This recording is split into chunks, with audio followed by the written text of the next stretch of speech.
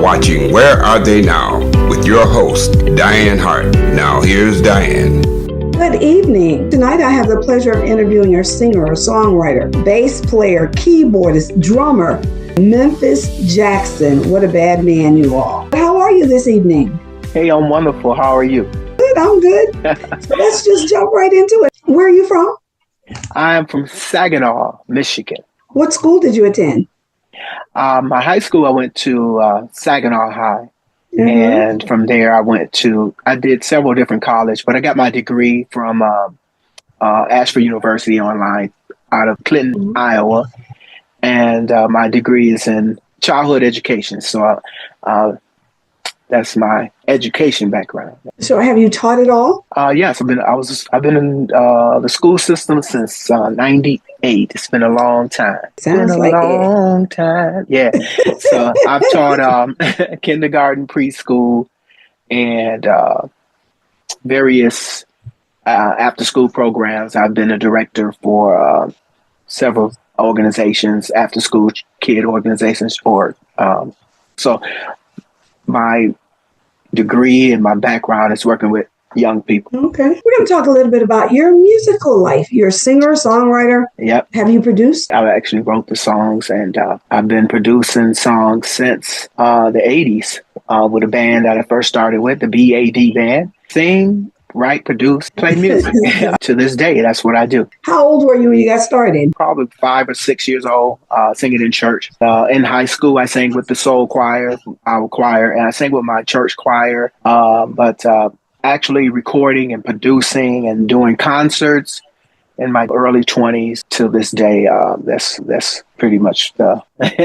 So who else in your family sang? I come from a really large family. I have 6 brothers and 5 sisters. All of us have a little bit of singing in our blood from my father's side. Professionally, no other brother or sister went into the music. We get together and do our family gatherings, do karaoke, and it's a fun time. So how old do you think you were when you first debuted outside of church? Was it in high school, elementary? You started at 5, somewhere along that. In middle school, I played trombone for our orchestra and band. We had a little side band together where I played trombone. That's the instrument I thought I was going to be professional at playing. I love playing trombone. One day we were rehearsing, we didn't have a lead singer. And so to rehearse the arrangements of a particular song, I remember the name of the song. It was Mind Blowing Decisions by Heatwave. And I was singing along to get the guys the arrangement. And the drummer of the band told me, he said, man, you should sing. And I thought that was just kind of out there for me because I think I hid behind my instrument. And it wasn't comfortable for me singing at that time, being out front. But that was the start of me singing when one of the musicians in the band heard me singing and they said, wow, man, you should sing, So that was it. And then I started singing and I saw that the girls liked the singer. Of course, that was all it took. But it wasn't until I saw Teddy Pendergrass live that I knew that I said, that's what I want to do. I actually went home and told my mother after I saw the concert. I told my mother, I said, that's what I want to do for the rest of my, with my career. So how do you think you were at that point? Maybe 11 or 12.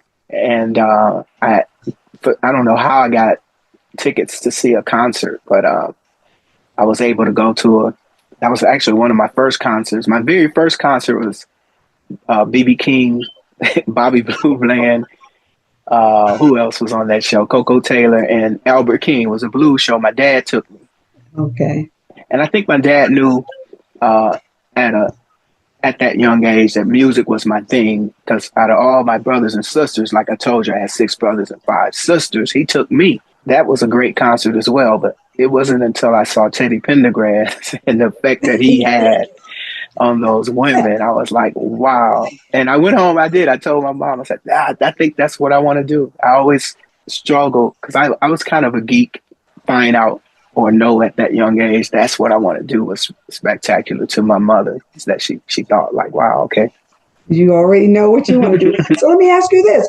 Who were some of the people who influenced you other than Teddy? Because you told me Teddy did, but I'm sure there was lots of other people that you admired. The thing about the Teddy concert, he wasn't like an influence. It was something about seeing him live. But influences, I was in terms of voices. I love Sam Cooke as a kid, and I loved Al Green because I was kind of an old kind of soul kid. Benny King, I love doing, but my mother used to say I used to sing all the grown folk songs, as they called it. But but Al Green and Ron Isley, those Philip Bailey from Earth, Wind and Fire, because I'm a tenor voice. And one of the song you'll play, Just Us Two, you'll see I actually wrote that song thinking in my mind that I was going to have Ron Isley sing it, but so I kind of captured his style when I sang it. But those singers were the ones that Stevie Wonder. I love Aretha Franklin, Shaka Khan. So I have a lot of singers who influenced me coming up. Right. I used to. In seventh grade, I could sing a mean Shaka Khan. I had that little high voice in the seventh grade. Those and Philip Bailey with his, those tenor singers, first tenor, Eddie Kendricks, and those types of singers were the ones. The stylistics, Russell Tompkins, all those singers were the ones I used to love hearing. Those falsetto singers. You had a lot of people you really like, and you could sing all of their songs. I'm sure a plus for you. I could imitate all of those voices at a young age. I think a lot of people were kind of fascinated that I could sing those songs. And remember, I think that was my thing. Memorizing words and lyrics and melodies. So, and being a young kid singing those types of artists, even today, those are still some of my songs that I sing when I perform live, So when was the first time you got a paying gig that actually paid you to do what you love to do? Right out of high school, I was in a band called the VAD Band. And it was a local band here in Saginaw. We had some success with a couple songs that we released. One was called Stay a While and One Is You. They did really well locally, and even some regional places. But I was able to do shows. My first concert with that band, we opened up for DeBarge in Lansing. It was Tommy and Bobby from Switch. You remember the group Switch? Mm-hmm. And a couple of the brothers from DeBarge, and they did a thing called the DeBarge Brothers. And we opened up a concert for them. And so that was, I think, my first paying gig. We did a lot of shows where, in terms of pay, it didn't turn out really well for us, but we were just having fun performing, having the young girls screaming at us and we said, wow, you get paid for this? Like, cool. It wasn't that I can remember that concert right there. We actually got paid some money, and that was it. And we opened up for Roger Troutman in Arkansas, Fort Smith, Arkansas. So we traveled. We went to Alabama and places in like Florida. And so I had a really great experience working with the VAD band. That was kind of my first working band. We had a song we were promoting, and so it was good. Right out of high school? Right out of high school. I probably was 18 or 19 years old. Wow. You started early and you have continued to be in this space. Well, we're going to take a break and we're going to listen to a song that you wrote, Just Us Two. And then when we come back, we're going to talk a little bit about what inspired that song. Yeah. Can we go out tonight?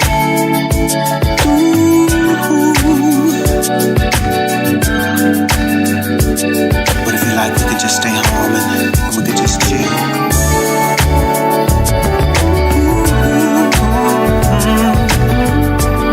Let's do what you want to do tonight. Whatever that is. Listen, girl, I know we can go out and do some ballroom dancing. Or we can stay home and take our chances. Girl, I know. Can you tell me why love is so complicated? It feels so good, don't know why we waited. Girl, I know. Now all we need is down very young. I'll call you my shorty to let you know you got it going on. Girl, I know. I don't need a Luther or Marvin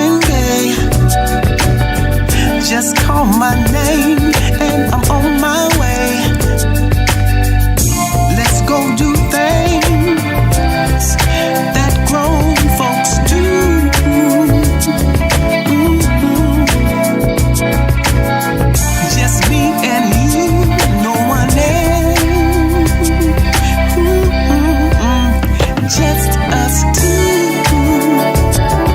Just us, just us, just us, just us, just us. Nobody but me and you. Just us, just us, just us, just us, just us. Yeah. Ooh, just us, just us, just us, just us, just us. Yeah. Just us, just us, just us, just us, just us, just us. No one else but you. Girl, I know all I need is you and you alone. So jump on the passenger side, let's go have big fun. Girl, I know, or we can just ride off in the sunset. Sooner or later, you will know that I'm the best thing yet. Girl, I know all we need is some champagne.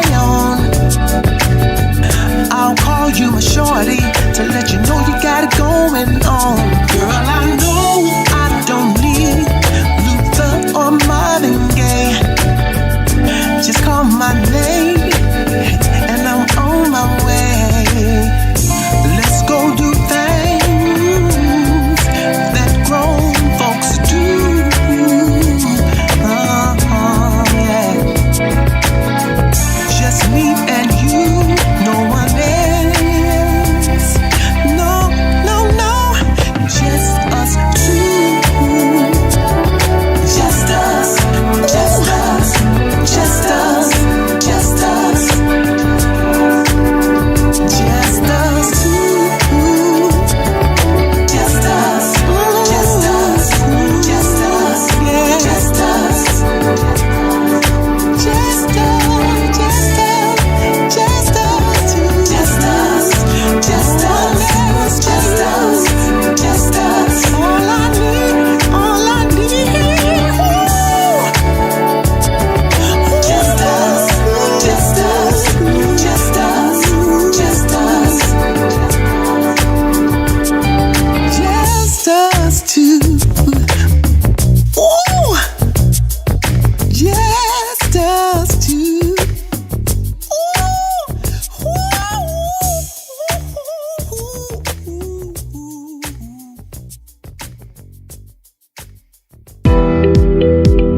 You are watching Where Are They Now with your host, Dianne Hart. Now here's Dianne.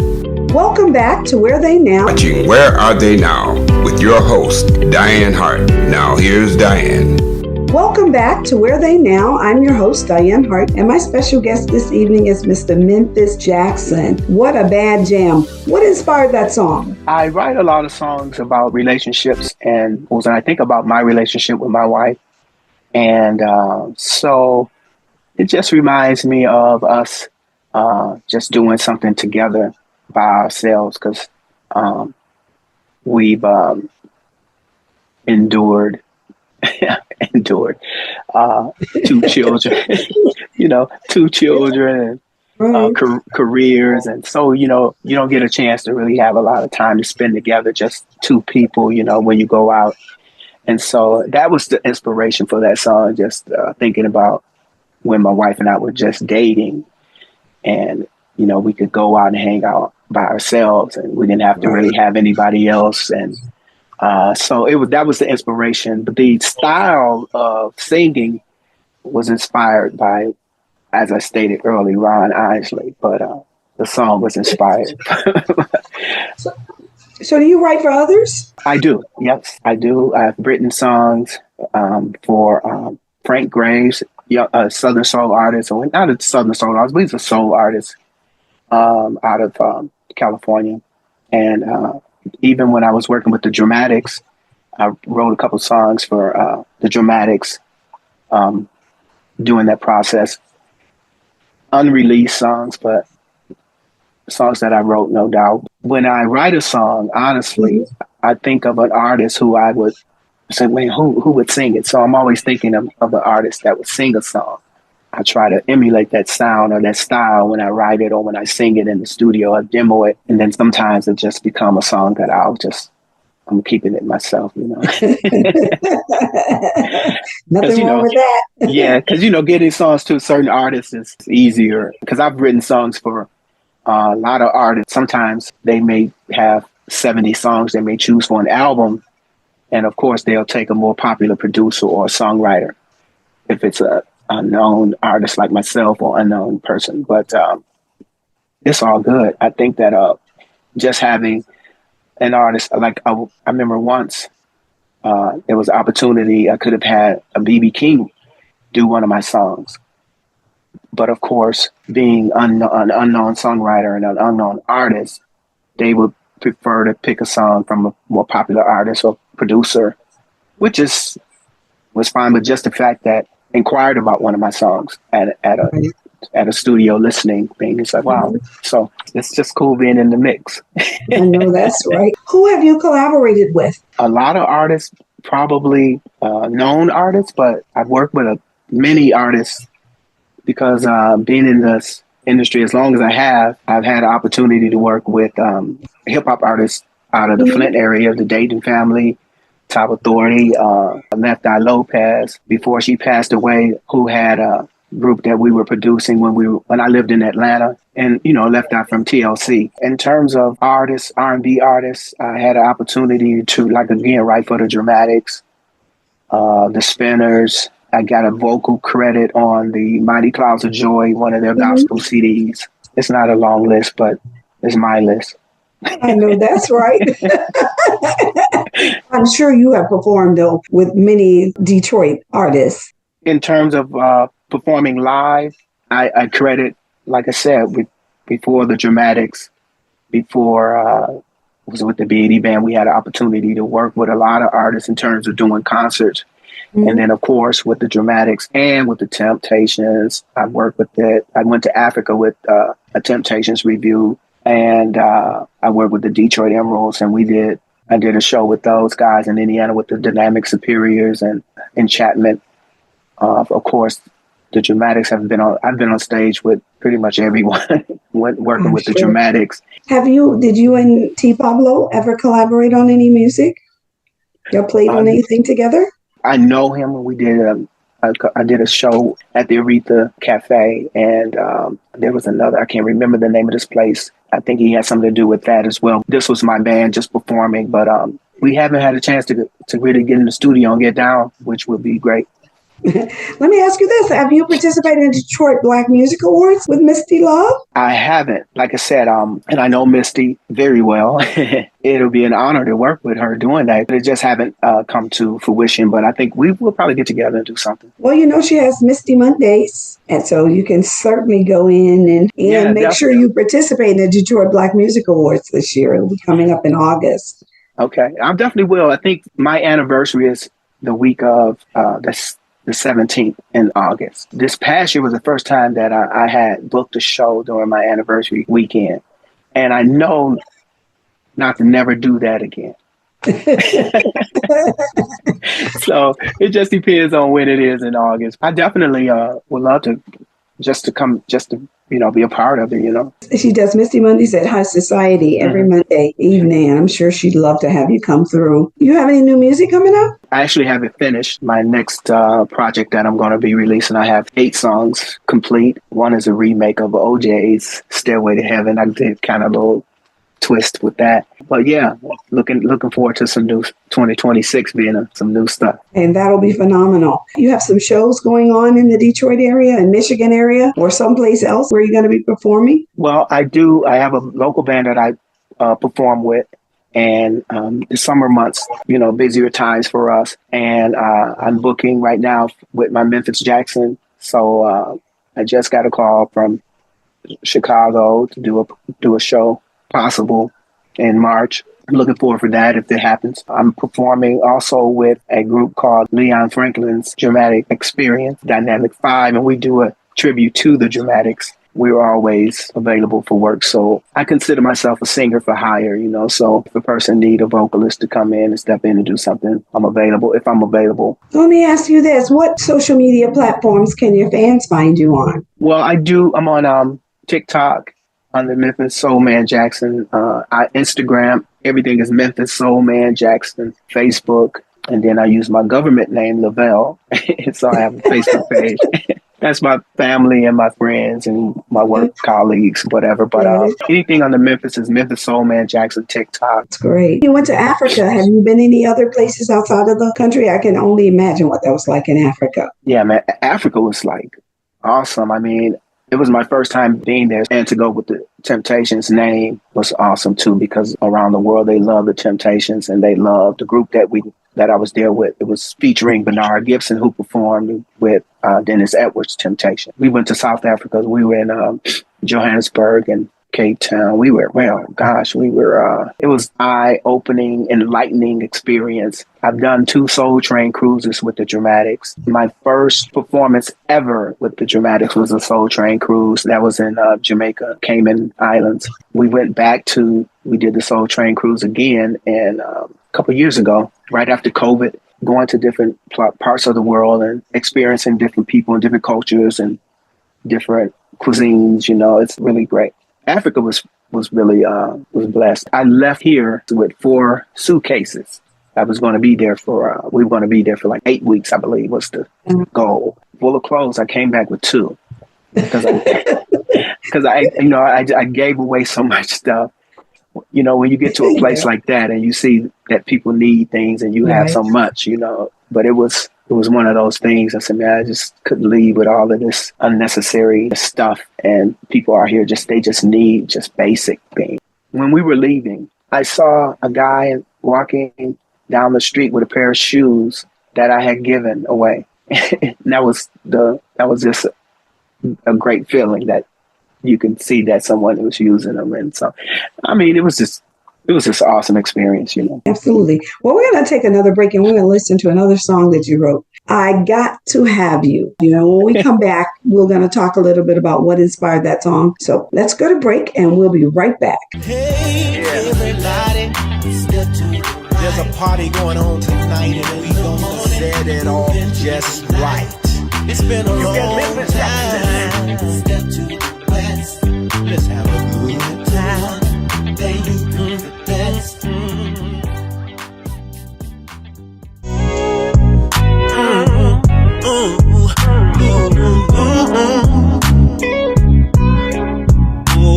Look at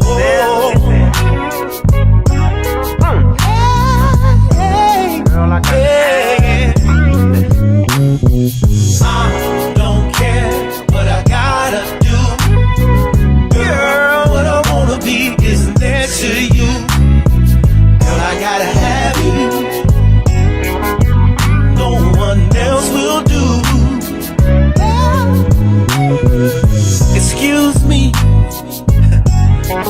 I don't mean to be rude, but you're looking so good. I just wanna get to know your name. Can I get to know your name, baby?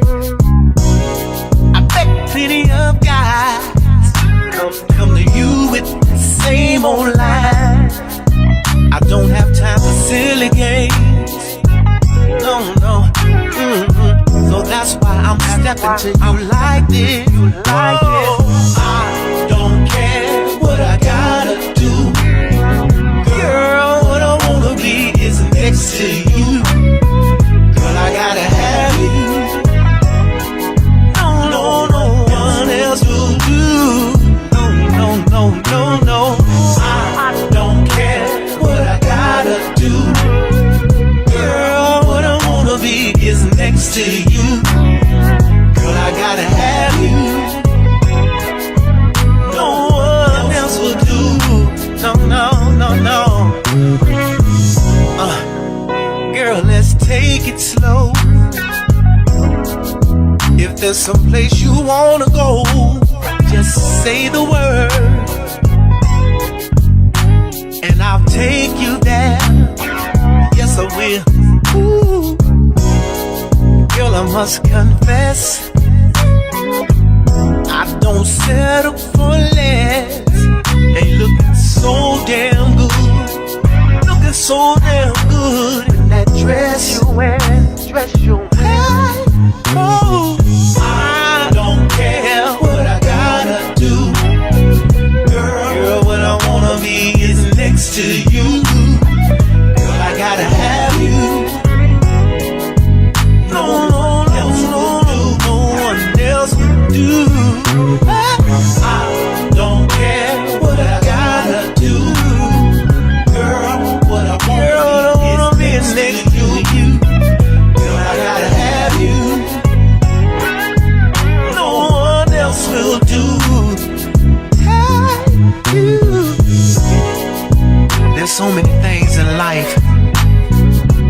that you don't understand, and I just want to make it clear to you that I want to be your man as well as your friend. Can you dig that? Listen. You gotta know I won't let you down. But if you give yourself to me right now, listen, it's gonna be alright. And I know it will. Can you trust me on that, baby? Listen. Hey, oh, I don't care what I gotta do. Girl, what I wanna be is next to you. Girl, I gotta have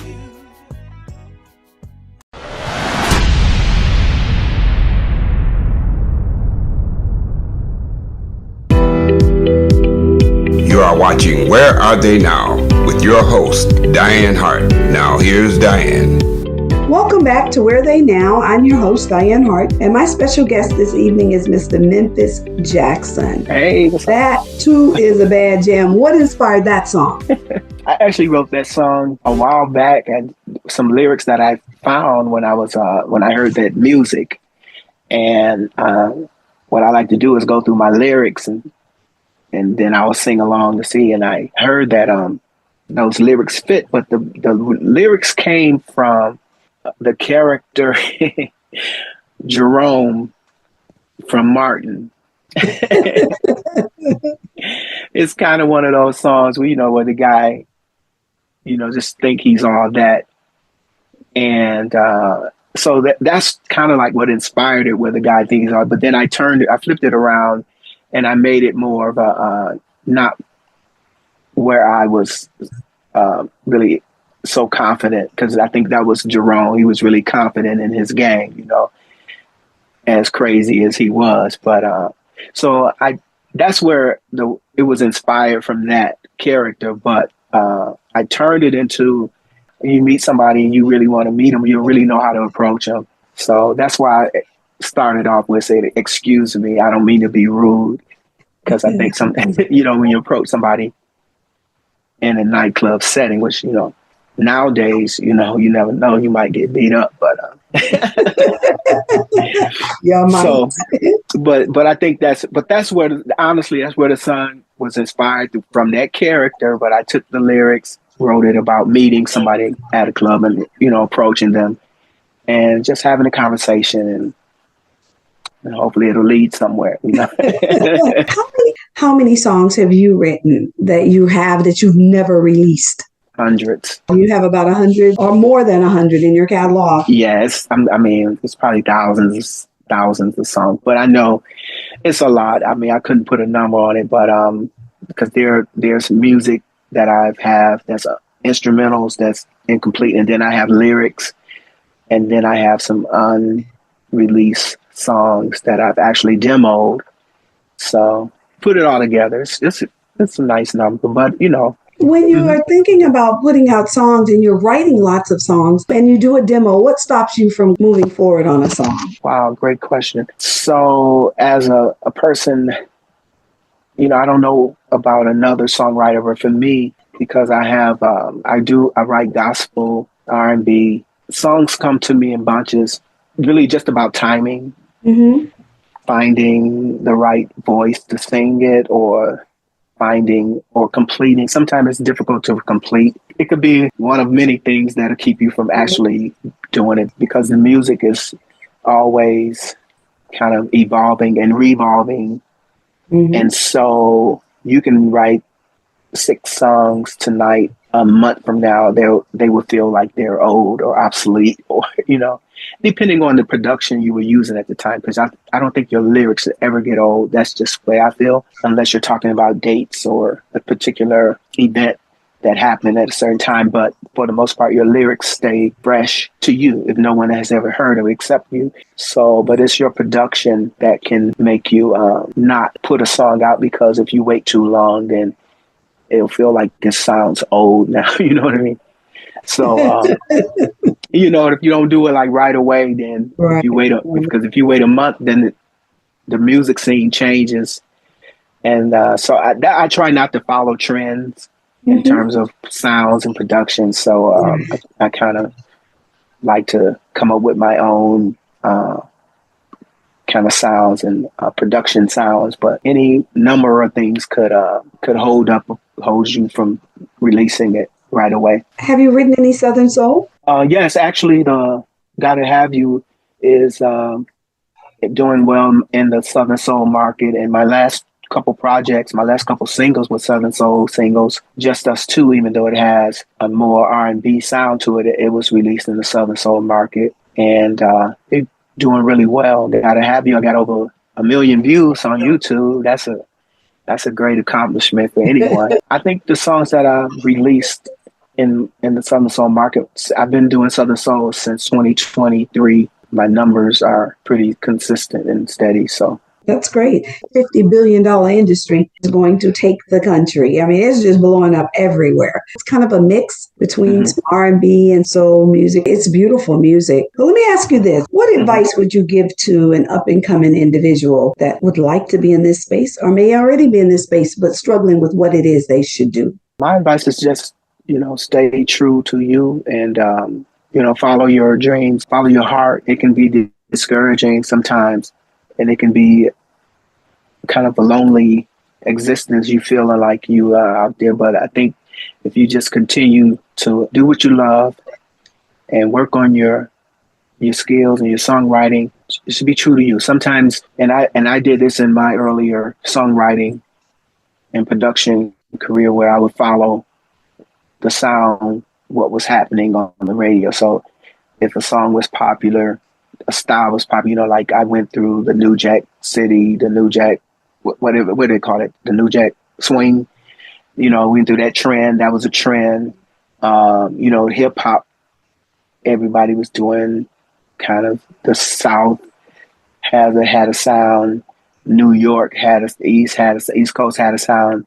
West Coast had a sound. So you get caught up in different sounds, but I think you have to kind of create your own sound, and you have to create your own energy around your music, and you have to just follow your dreams, follow your heart, and you'll be all right. So true, so true. So what do you think has kept you in this space for so long? Because you've been doing this since you were 5. This is what I love to do. I don't have any other hobbies. I don't bowl. I don't play pool.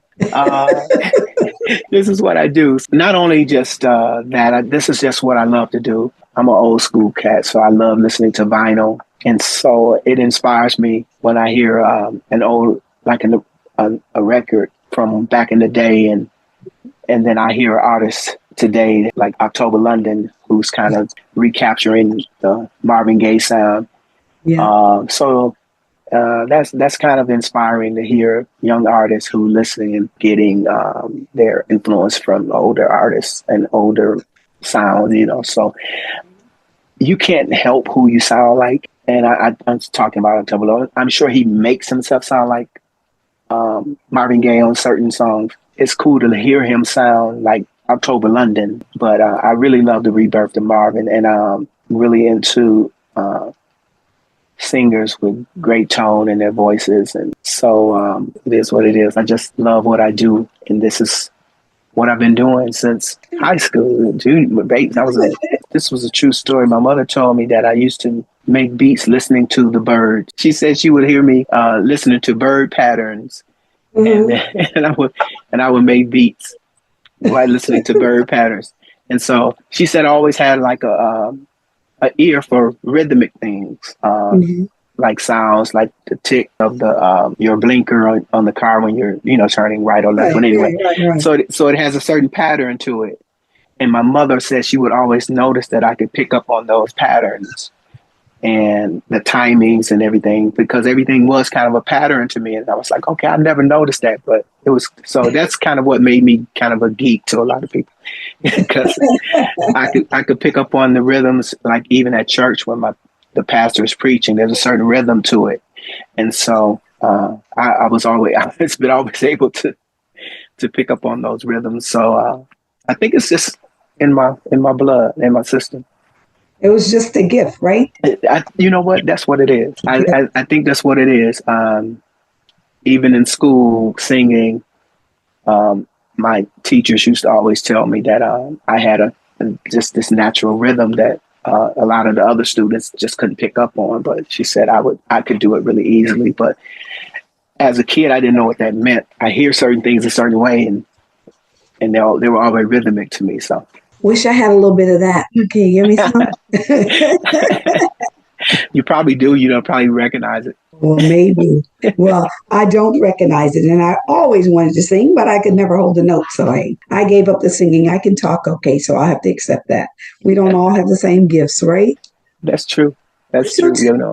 No, we don't. So tell us something that our listening audience would like to know that nobody really knows about you.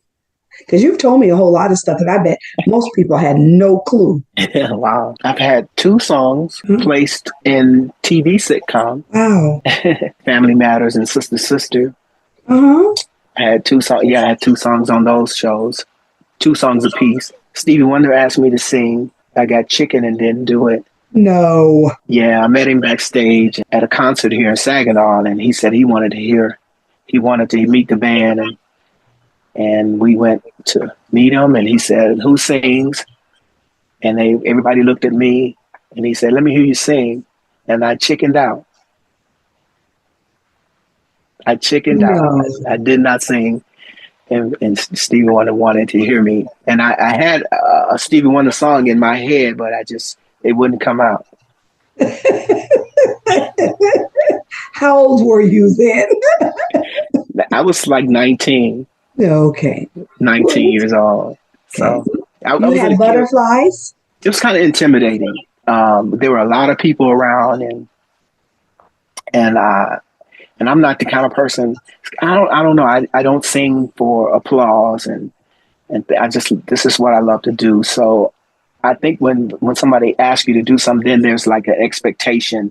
If you don't meet that expectation, so I try not to put that expectation on myself. So I think that's what it was. That's what I'm convinced. But I said if I ever meet again and he asks me to sing, I'll be ready. But like I said, that was my. A lot of people say, "Man, you missed your chance. You could have been singing with Stevie." But I said if I had done that, and he liked it, and he wanted me to work with him or tour with him or whatever, I wouldn't be here now. And the show Where Are They Now? I wouldn't be here. I wouldn't be able to interview you, huh? That's right.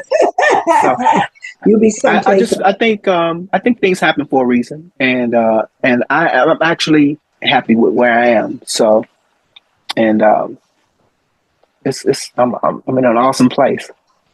And that's a wonderful place to be. One other question I'd like to ask you, and that is, what do you think was your most memorable performance? I would have to say with the Dramatics, my first show with the Dramatics. I was, like I said, it was the Soul Train cruise, and we were done performing. I mean, that whole cruise was memorable. I met so many people that on that concert.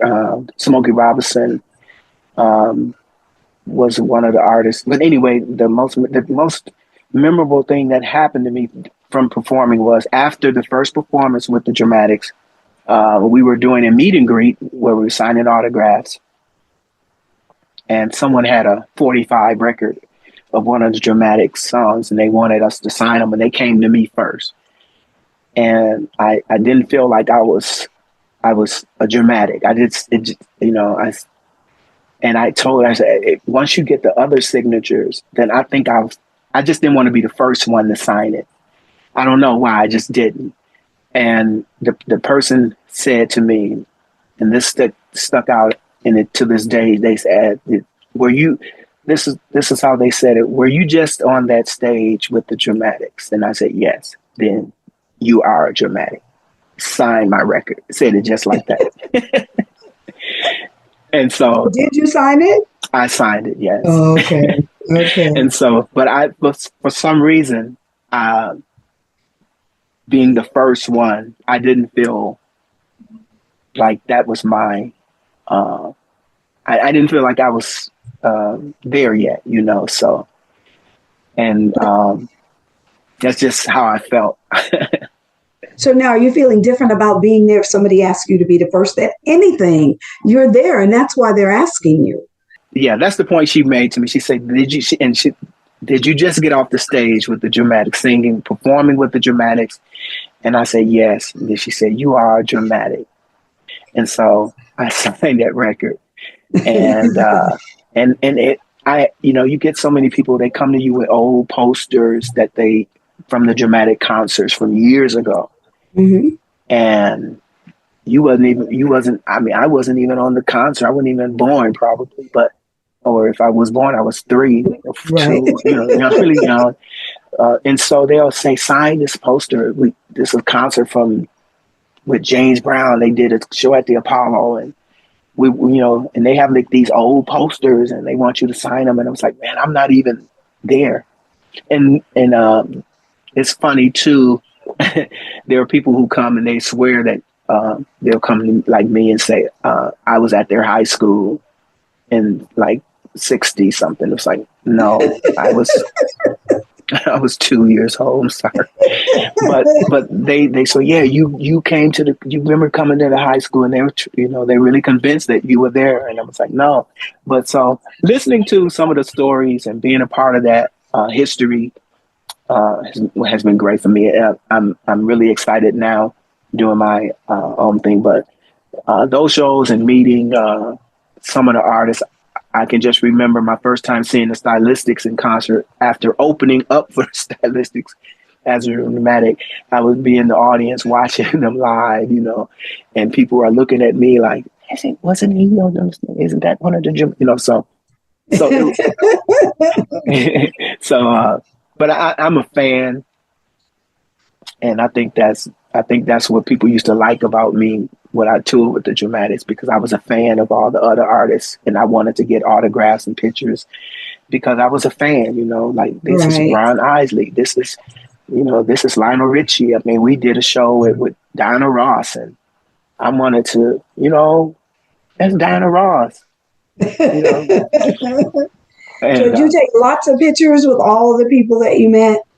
I tried to get as many pictures as I could. My most memorable photo is the one with Smokey Robinson in the Miami airport. The story behind it is, we did a concert. This was the Soul Train cruise again, the first one. And I don't know if you've ever been on one of those cruises, but they have all kind of performances going on at the same time. So we were performing at the same time Smokey Robinson was performing. And on the big screen in back of him, they had us. And on the big screen in back of us, they had him. And so he got a chance, his audience, they would see him sing, of course, live, but they would see us on the screen. So it's kind of distracting, I guess, if you can be.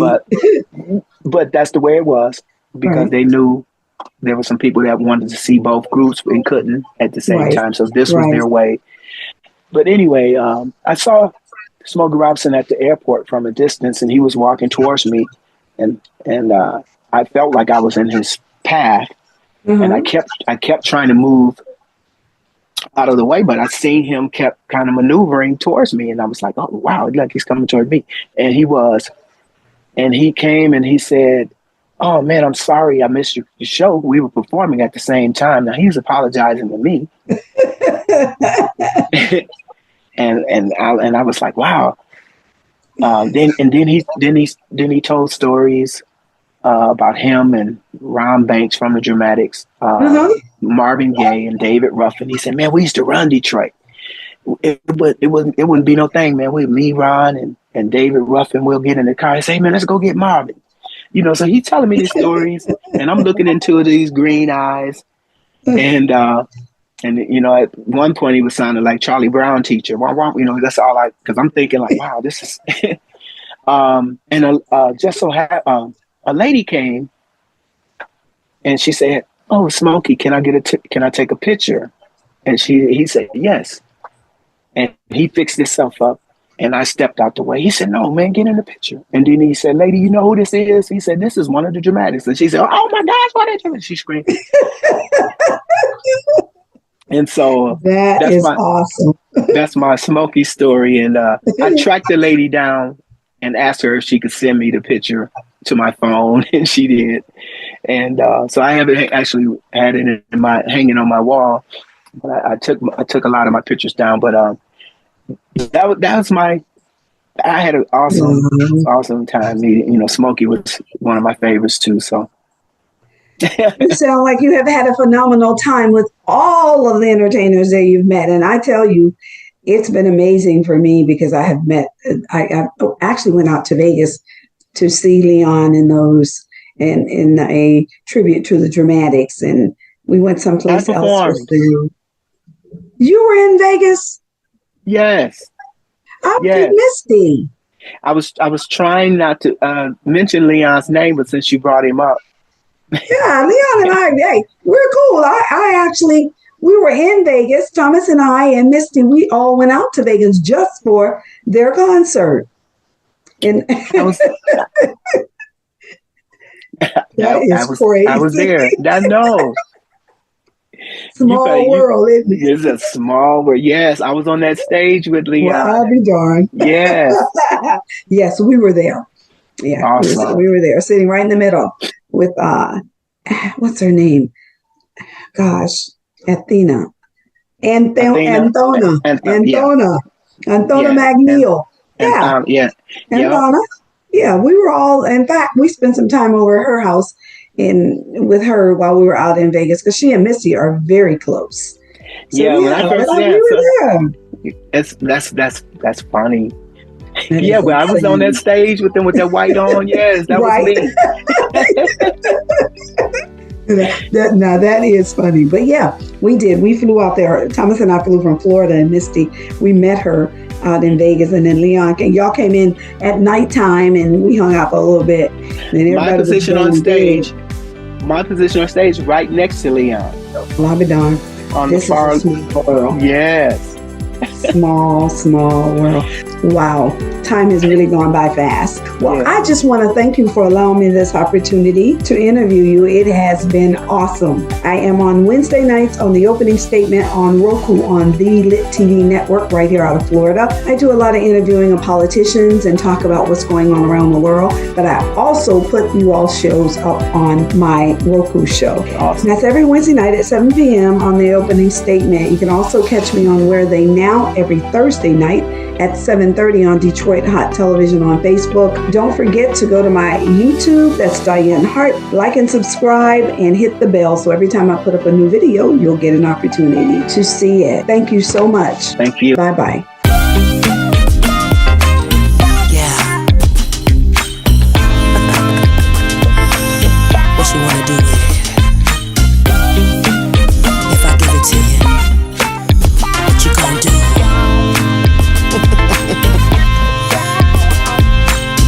I'm that kind of lady, you're that kind of man. Touching me on the floor, caress me with your hands. Ain't nobody tonight gonna do me right like you. Yes, I'm with you, baby, let's see what it does. As I move my body from left to right. Boy, you got that swag on, you're looking out of sight. You smelling sexy with that good cologne. Keep on dancing on me, baby, you really turn me on. You can do what you gotta do. So while you tripping, I can see you tripping, baby. You can do what you gotta do. So while you tripping, I can see you illin', baby. As we leave the club, you know it's time to go back to your crib, babe. Hurry up and slam that door. The clock is ticking like 1, 2, and 3. Can't you feel this heat, babe, jumping right off of me? You said you ain't never felt no one like this. As you grab my hand, we hug and kiss. I said I'm yours today, and I'm sexy brown. When you come for me, boy, you know how it goes down. You can do what you gotta do. So while you tripping, I can see you tripping, baby. You can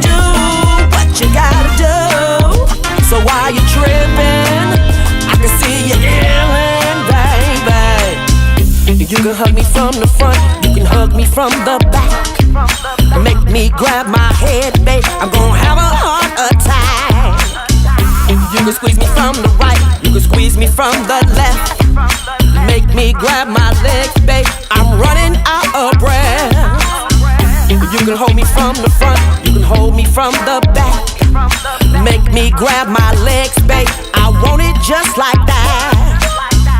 You can kiss me on the right, you can kiss me on the left. Make me grab my legs, baby. I'm running out of breath. You can do what you gotta do. So why you tripping? I can see you tripping, baby. You can do what you need to do. So why you illin'? I can see you illin', baby. You can do what you gotta do, baby. You can do what you need to do. So why you